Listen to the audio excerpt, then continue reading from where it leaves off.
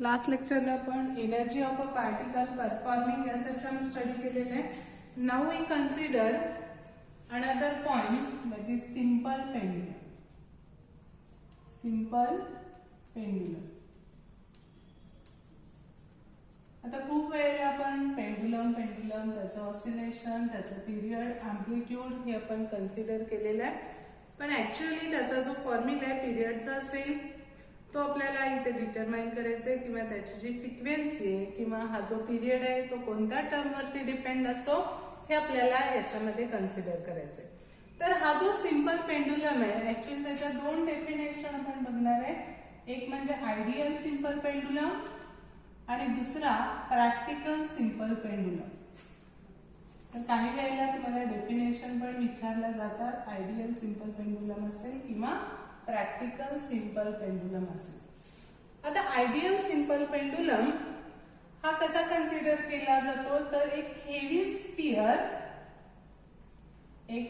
Sphere consider करायचं आणि हा जर हेवी स्फिअर एका वेटलेस इनएक्सटेन्सिबल आणि फ्लेक्झिबल स्ट्रिंगनी जर अटॅच केला, फ्लेक्झिबल स्ट्रिंग अटॅच करून जर तो रिजिड सपोर्ट पासून हँग केला तर त्या पेंडुलमला म्हणतात आयडियल सिंपल पेंडुलम। म्हणजे एक हेवी स्फिअर घ्यायचं आणि त्याला वेटलेस म्हणजे ज्याला वजन नाही, इनएक्सटेन्सिबल म्हणजे जो ताणत नाहीये आणि फ्लेक्झिबल राहतो अशा दोऱ्याने आपण रिजिड सपोर्ट पासून अटॅच केला तर तो आयडियल सिंपल पेंडुलम। आता इथे कन्सिडर करा, जर हेवी स्फिअर असेल आणि ज्याला काही वजन नाहीये अशा दोऱ्याने जर तो हँग केला तर तो तिथे राहू शकतो का? त्यामुळं हा आयडियल सिंपल पेंडुलम किंवा सिंपल पेंडुलमचे जे एक्सपेरिमेंट आपण परफॉर्म करतो त्यावेळी जो आपण सिंपल पेंडुलम यूज करतो तो आहे प्रॅक्टिकल सिंपल पेंडुलम। तो असेल प्रॅक्टिकल सिंपल पेंडुलम। आता प्रॅक्टिकल सिंपल पेंडुलम कसा घेतला जातो, तर एक स्मॉल स्फिअर किंवा त्यालाच आपण म्हणतो बॉब, स्मॉल स्फिअर और Bob is suspended bye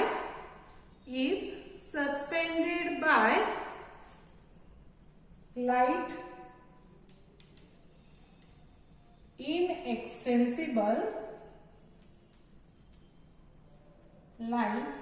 inextensible string। Practical simple pendulum हा काय असेल, एक स्मॉल हेवी स्फिअर असेल जो लाईट आणि इनएक्सटेन्सिबल स्ट्रिंगनी रिजिड सपोर्ट पासून आपण सस्पेंड करतो। म्हणजे जो काय स्फिअर आपण घेणार आहे तो छोटासा घ्यायचा, त्याचं वेट मात्र हेवी असेल म्हणजे जरासं जड असेल, पण घेताना त्याची जी साईज आहे ती साईज कशी घ्यायची, स्मॉल घ्यायची, लाईट आणि इनएक्सटेन्सिबल स्ट्रिंग तिथे यूज करायचे। म्हणजे जो दोरा आपण वापरणार आहे त्याला थोडंफार वजन असणार आहे, म्हणजे एकदम लाईटली वेट असणारा असा दोरा आपण घेणार आहे, अशी स्ट्रिंग कन्सिडर करणार आहे आणि हा पेंडुलम रिजिड सपोर्ट पासून आपण सस्पेंड करणार आहे, त्या पेंडुलमला म्हणतात प्रॅक्टिकल सिंपल पेंडुलम। तर हा आयडियल न वापरता आपण प्रॅक्टिकल नेहमी यूज करतो। तर आयडियल सिंपल पेंडुलम इथे काय डिफाइन करता येईल मग, an ideal simple pendulum is defined as a heavy sphere suspended by weightless, inextensible and flexible string from rigid support। आणि प्रॅक्टिकल सिंपल पेंडुलम ची डेफिनेशन असेल, practical simple pendulum is defined as a small heavy sphere suspended by light inextensible string from rigid support। Rigid support पासून ही light इनएक्सटेन्सिबल स्ट्रिंगनी जेव्हा heavy sphere suspend केला जातो तेव्हा तो असेल प्रॅक्टिकल सिंपल पेंडुलम। आता याच्यामध्ये आपण इथे कन्सिडर केला हा जो प्रॅक्टिकल सिंपल पेंडुलम आहे हा रिजिड सपोर्ट असेल. या रिजिड सपोर्टला आपण एक दोरा बांधणार आहे आणि त्याला एक स्मॉल स्फेरिकल बॉब इथे अटॅच केला. आता हा जो पेंडुलम आहे त्या पेंडुलमची लेंथ घेत असताना ती लेंथ कशी घ्यायची तर हा जो स्फिअर आहे त्या स्फिअरचा सेंटर ऑफ ग्रॅव्हिटीचा पॉइंट जिथं असेल सेंटर ऑफ ग्रॅव्हिटी या स्फिअरची जिथं असणार आहे तिथून ते जिथून आपण सस्पेंड केलेलं आहे तिथपर्यंतची लेंथ म्हणजे त्या पेंडुलमची लेंथ असते. तर सेंटर ऑफ ग्रॅव्हिटी पासून ते पॉइंट ऑफ सस्पेन्शन पर्यंत जे डिस्टन्स आहे that distance is non as length of simple pendulum that is small L. Centre of gravity पासून त्या पॉइंट ऑफ सस्पेन्शन पर्यंतचं डिस्टन्स म्हणजे काय असेल लेंथ ऑफ पेंडुलम असेल. That is the distance between point of suspension and centre of gravity point of the sphere it is non as length of simple pendulum. आता आपल्याला याचा period consider करायचं आहे तर खूप वेळेला हे डेरिव्हेशन विचारलेलं आहे. Derive an expression for length of simple pendulum or show that derive an expression for period of simple pendulum or show that period of simple pendulum is independent of mass वरती किंवा या बॉबच्या इथे heavy sphere आहे small sphere आहे large sphere आहे याच्यावरती तो जो पिरियड आहे तो पिरियड काय असतो इंडिपेंडंट असतो. आता हे डेरिव्हेशन बघण्यासाठी आपण कन्सिडर करणार आहे pendulum suspended from this rigid support. या रिजिड सपोर्ट पासून हा पेंडुलम आपण सस्पेंड केलेला आहे ज्याची लेंथ आपण कन्सिडर करणार आहे it is small capital L. याची लेंथ आपण कन्सिडर करूया इट इज कॅपिटल एल. आता हा जो पेंडुलम आहे तो पेंडुलम आपण काय करणार आहे एका स्मॉल डिस्प्लेसमेंट मधून डिस्प्लेस करणार आहे आणि तो रिलीज करणार आहे. म्हणजे इथं आपण काय केलं हा जो पेंडुलम आहे इकडे घेतला तर काही डिस्टन्स म्हणजे समजा आपण अँगल इथं कन्सिडर केला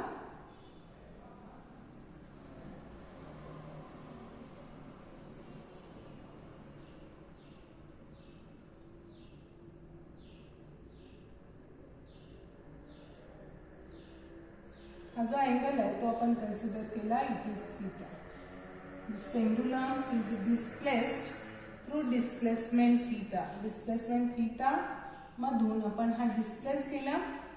आता या बॉब वरती म्हणजे या स्फेरिकल बॉब वरती जे फोर्सेस ऍक्ट होतात ते फोर्सेस आपल्याला इथं कन्सिडर करायचे. तर पहिला फोर्स असेल ते म्हणजे tension T dash acting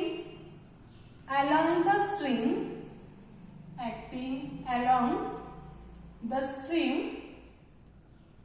and towards support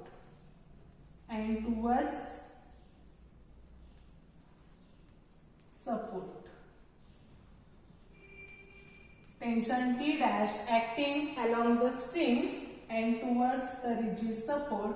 म्हणजे इथे या बॉब वरती ऍक्ट होणारं जे फोर्स आहे ते एक फोर्स असेल ते म्हणजे या स्ट्रिंग मध्ये असणारं टेन्शन जे या स्ट्रिंगच्या अलॉंग असेल आणि टुवर्ड्स रिजिड सपोर्ट असेल. आणि दुसरं फोर्स असणार आहे second that is weight mg which is acting in vertically downward direction. कारण ग्रॅव्हिटीमुळे त्या ऑब्जेक्टला वेट असतं त्यामुळे नेहमी वेटची जी डायरेक्शन आहे ती कशी असते व्हर्टिकली डाऊनवर्ड. म्हणजे इथे हे जे वेट आहे या बॉबचं जे वेट असेल तेवढं इथे डाऊनवर्ड डायरेक्शनला ऍक्ट होणार आहे. म्हणजेच वेट mg त्याच्यावरती ऍक्ट होणार आहे ते डाऊनवर्ड डायरेक्शनला असेल. आता आपण काय करणार आहे, ही जी mg आहे इथं आपण समजा ही जी लाईन आहे ती लाईन पुढे एक्सटेंड केली,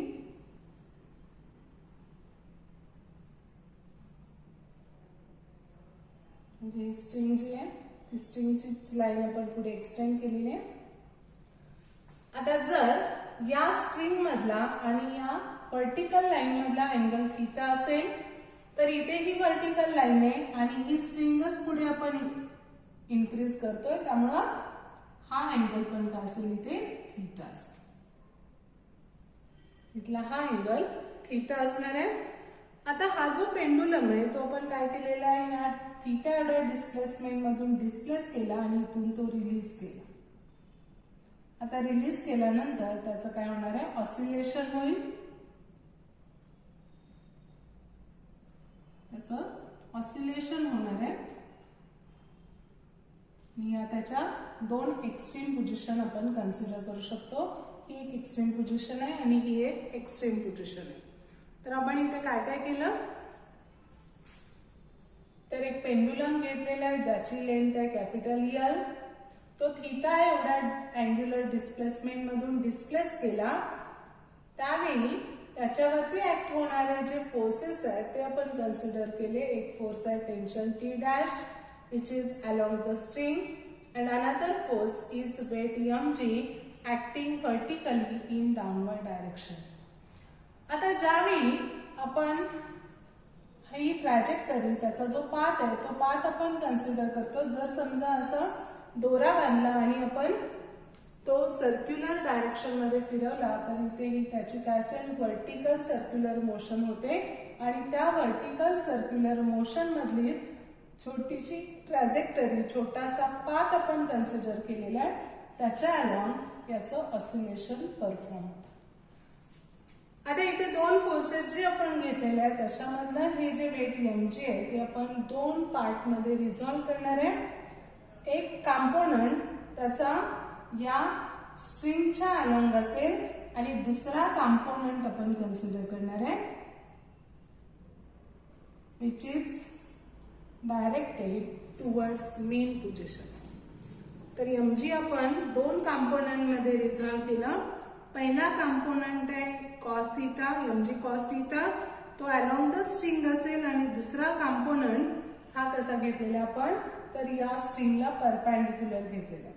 आता हा अँगल थीटा असल्यामुळं हा जो कंपोनंट आहे तो काय येणार आहे mg cos थीटा, कारण थीटाच्या जवळची साइड आपण काय घेतो cos थीटा आणि mg चा दुसरा जो कंपोनंट आहे तो इथं असेल mg sin थीटा असेल.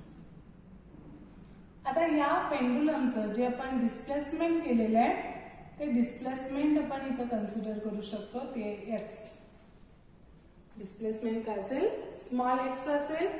म्हणजेच इथं mg रिझॉल्व केलेला आहे. एक कंपोनंट आला mg cos theta which is along the string, mg cos theta which is along the string, and another component mg sin theta which is perpendicular to the string. तो कसा आहे, स्ट्रिंगला perpendicular. आता जर mg sin theta याची direction आपण observe केली तर ही direction कुठे आहे, टुवर्ड्स सेंटर. कुठे आहे, towards centre of the circle. आता टुवर्ड्स द सेंटर म्हणजेच टुवर्ड्स इथे मेन पोझिशन आपण कन्सिडर करू शकतो. तर इथे टुवर्ड्स मेन पोझिशन असल्यामुळं आपल्याला माहितीये जर स्प्रिंग आपण डिस्प्लेस केली, या डायरेक्शनला आपण डिस्प्लेस केली तर याच्यावरती ऍक्ट होणारा फोर्स हे टुवर्ड्स मेन पोझिशन असेल तर त्या फोर्सला काय म्हणतात, रिस्टोरिंग फोर्स. तर इथे एका फोर्सचा कंपोनंट mg sin थीटा याची डायरेक्शन ही टुवर्ड्स मेन पोझिशन आहे, टुवर्ड्स इक्विलिब्रियम पोझिशन आहे. That's why we can write here restoring force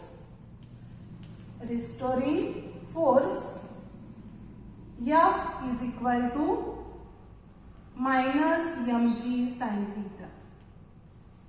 म्हणजे mg साइन थिटा हे काय रिप्रेझेंट करेल, रिस्टोरिंग फोर्स रिप्रेझेंट करणार आहे. आणि इथे निगेटिव्ह साइन का असणार आहे, तर हा जो थीटा आहे म्हणजे जे डिस्प्लेसमेंट आपण करतोय अँग्युलर डिस्प्लेसमेंट ते या डायरेक्शनला असणार आहे. त्यावेळी फोर्सची डायरेक्शन त्याच्या अपोजिट आहे. म्हणजे थीटा आणि अपोजिट असल्यामुळं इथं काय येणार आहे, negative sign.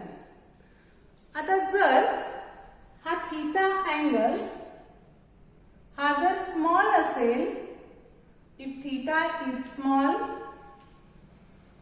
then we can write sin theta is equal to theta. Theta जर स्मॉल असेल तर आपण लिहू शकतो sin theta equal to theta. कारण जर थीटाच्या व्हॅल्यू ह्या लेस दॅन 10 डिग्री असतील तर तुम्ही लॉग टेबल मध्ये पण या व्हॅल्यूज बघू शकता.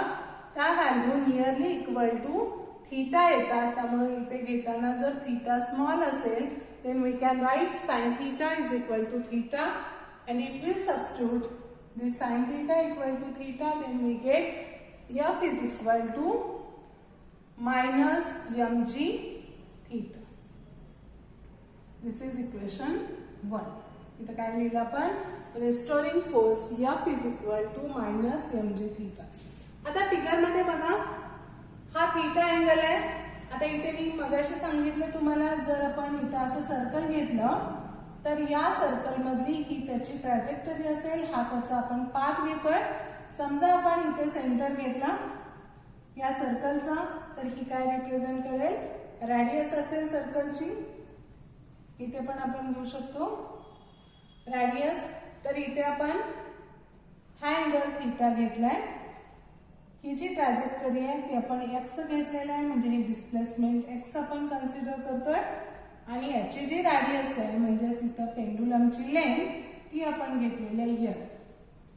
मग आपल्याला माहिती आहे, जर आपल्याला हा अँगल काढायचा असेल तर आपण घेतो angle is equal to arc upon radius. Angle theta equal to काय असेल, आर्क अपॉन रॅडियस असेल. म्हणजेच angle theta is equal to इथं जो आर्क आहे त्याची लेंथ आहे इथे एक्स डिवायडेड बाय इथं हे जी लेंथ आहे ती काय घेणार आहे आपण, कॅपिटल एल. म्हणजे theta angle is equal to arc length upon radius, that is theta is equal to X upon L. म्हणजेच इथे या फिगर वरून आपल्याला काय लिहिता येतील, from figure this angle theta is equal to x upon L.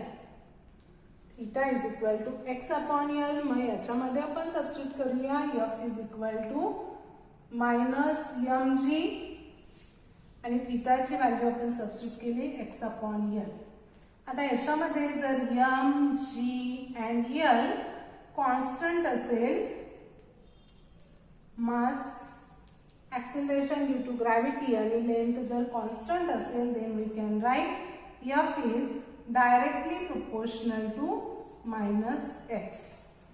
f is directly proportional to minus x. हे कधी असतं, जर particle simple harmonic motion perform करत असेल. आपण सिंपल हार्मोनिक मोशनची डेफिनेशन बघतानाच हे कन्सिडर केलेलं होतं. If force is directly proportional to displacement of particle from mean position and it is opposite to the displacement, then that motion is simple harmonic motion. म्हणजेच इथे हे जे x आपण घेतोय ते या मीन पोझिशन पासून त्या ऑब्जेक्टचं असणारं डिस्टन्स हे इथे x आहे.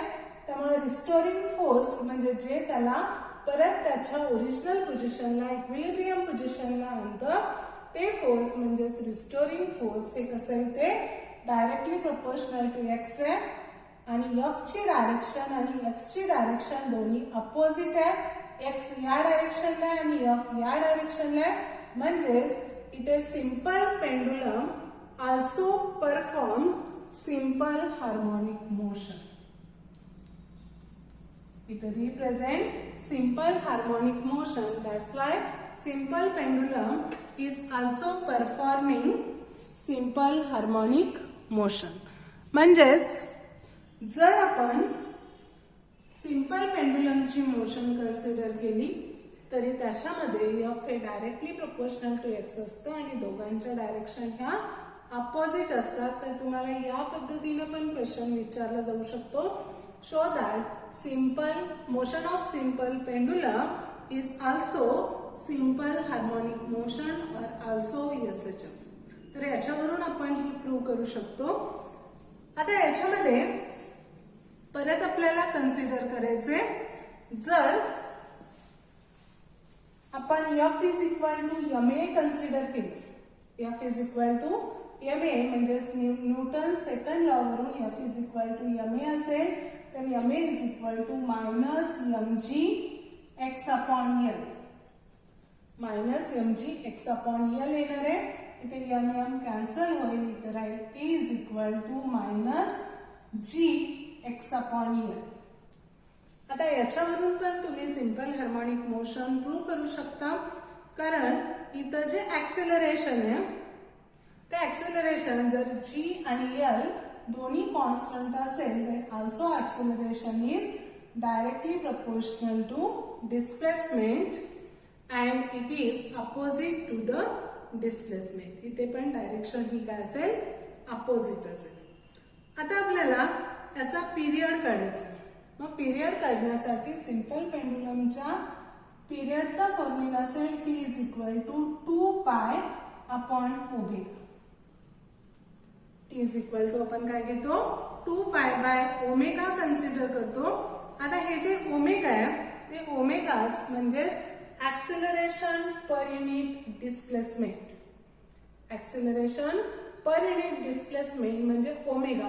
आता हे कुठून आला फॉर्म्युला, तर आपण अगोदर ते प्रूव्ह केलेलं होतं. जर आपण K by M is equal to काय घेतो, ओमेगा स्क्वेअर घेतो, म्हणजे ओमेगा इज इक्वल टू काय येणार, square root of K by M येणार आहे इज इक्वल टू. आता आपल्याला माहिती आहे के म्हणजेच फोर्स अपॉन डिस्प्लेसमेंट म्हणजे square root of F upon K into X आपण घेतो. आता एफ म्हणजेच आपण काय घेणार आहे, तर मास इंटू ऍक्सेलरेशन म्हणजे square root of A into M आपण कन्सिडर केलं, सॉरी इथे एम येणार, एम इंटू एक्स. त्यामुळे एफ इथे काय केलं आपण, K is equal to force per unit displacement consider केलं. इथे F upon M into X आलं.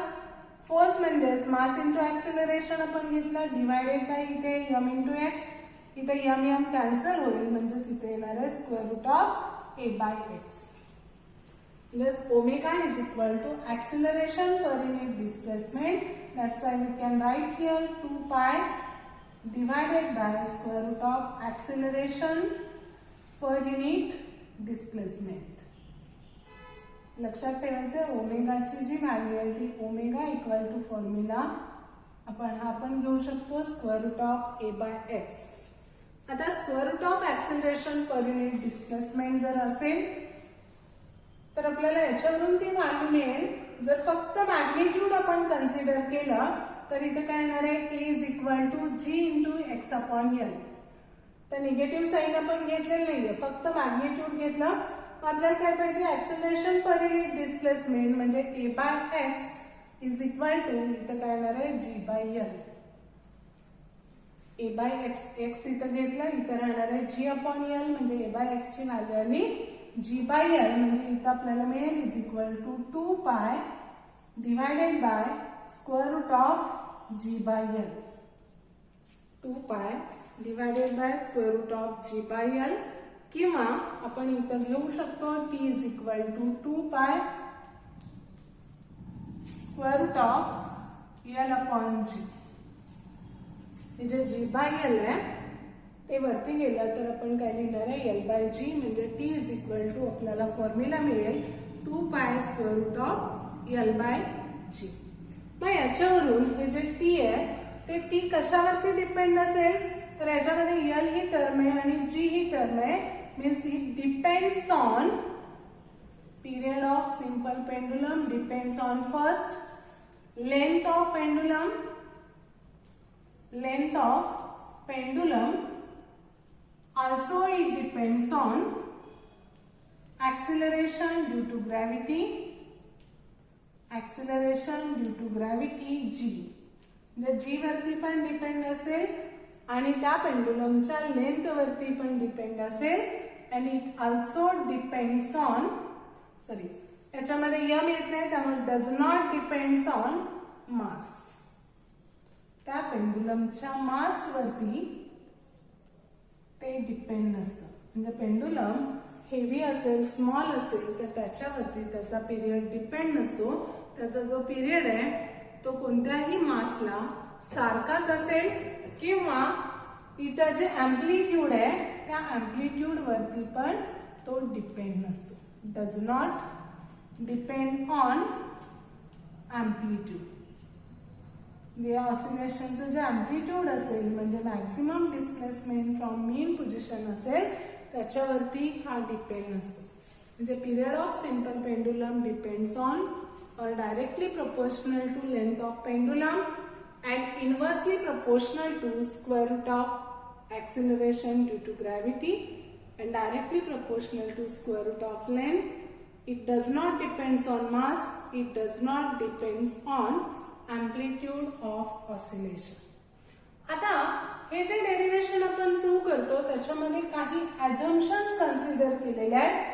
म्हणजे काही गृहीतक कन्सिडर करून हे डेरिवेशन आपल्याला इथे कन्सिडर करायचे. तर इथे कोणते कोणते assumptions आपण कन्सिडर केलेले आहेत. तर पहिला assumption आहे amplitude should be small. Amplitude should be small. म्हणजे इथं जेव्हा आपण ऑसिलेशन देतो त्यावेळी जास्त प्रमाणात आपण तो डिस्प्लेस करायचं नाही, जास्त अँगल मधून डिस्प्लेस करायचं नाहीये. तर इथलं जे अँप्लिट्यूड आहे त्या मेन पोझिशन पासूनचं त्याचं जे डिस्टन्स आहे ते कमी असायला पाहिजे. मग आता किती कमी असायला पाहिजे तर जेवढी लेंथ असेल त्याच्या 20 टाइम्स स्मॉलर असेल.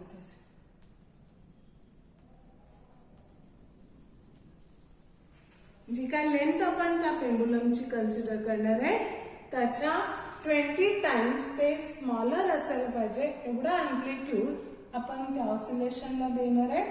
त्याच्यानंतर सेकंड आपण कन्सिडर करणार आहे ती म्हणजे length of pendulum should be large. तर पेंडुलमची जी लेंथ आहे ती लेंथ लॉंग घ्यायची म्हणजे जी स्ट्रिंग आपण यूज करणार आहे ती स्ट्रिंग ही काय असली पाहिजे लार्ज असायला पाहिजे आणि त्याचं जे ऑसिलेशन्स आहेत ते व्हर्टिकल प्लेन मध्ये असायला पाहिजे. ते कशा असायला पाहिजेत व्हर्टिकल प्लेन मध्ये, हॉरिझॉन्टल नको आहे.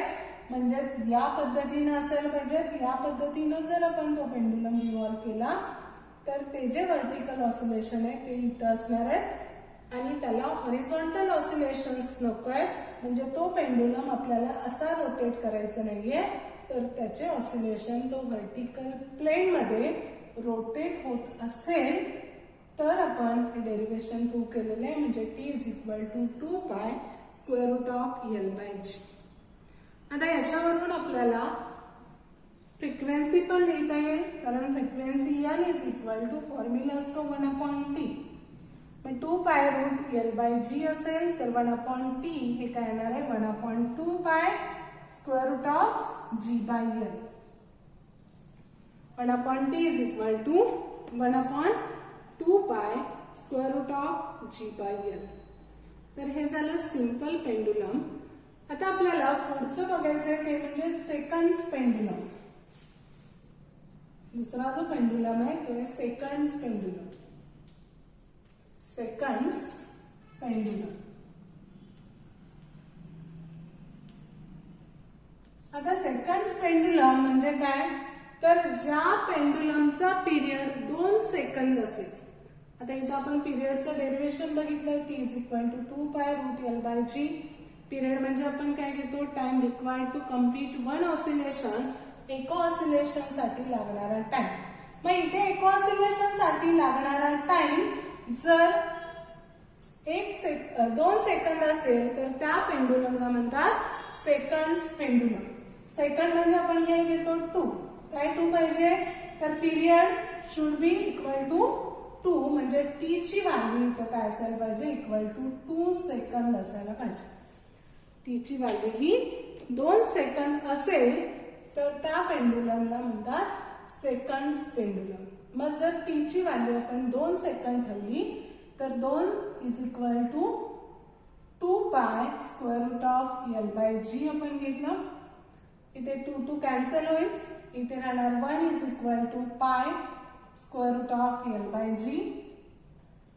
आता दोन्ही बाजूचा स्क्वेअर घेतला तर इथे येणार 1 is equal to pi square L by G. मग याच्यावरून आपल्याला या पेंडुलमची लेंथ काढता येईल. त्याच्यासाठी फॉर्म्युला असेल L is equal to G upon pi square. G upon काय असेल, पाय स्क्वेअर असेल. म्हणजेच जर पिरियड 2 सेकंद पाहिजे असेल तर त्यावेळी त्याची जी लेंथ आहे ती लेंथ काय असायला पाहिजे, equal to G upon pi square असायला पाहिजे. आता आपल्याला माहिती आहे ऍक्सेलरेशन ड्यू टू ग्रॅव्हिटी प्रत्येक वेळी डिफरंट असते, चेंज होते. त्यामुळं इथे जीची व्हॅल्यू जर चेंज झाली तर लेंथ जी सिंपल पेंडुलमची आहे ती काय होते, इथं चेंज होते. मग इथं जर on the surface of earth घेतला 9.8 आणि इथे 3.14 पायची व्हॅल्यू सबस्टिट्यूट केली तर लेंथ जी आहे ती नियरली इक्वल टू 1 मीटर येते. म्हणजे सेकंड्स पेंडुलमची लेंथ ही नियरली काय असते, इक्वल टू 1 मीटर असते.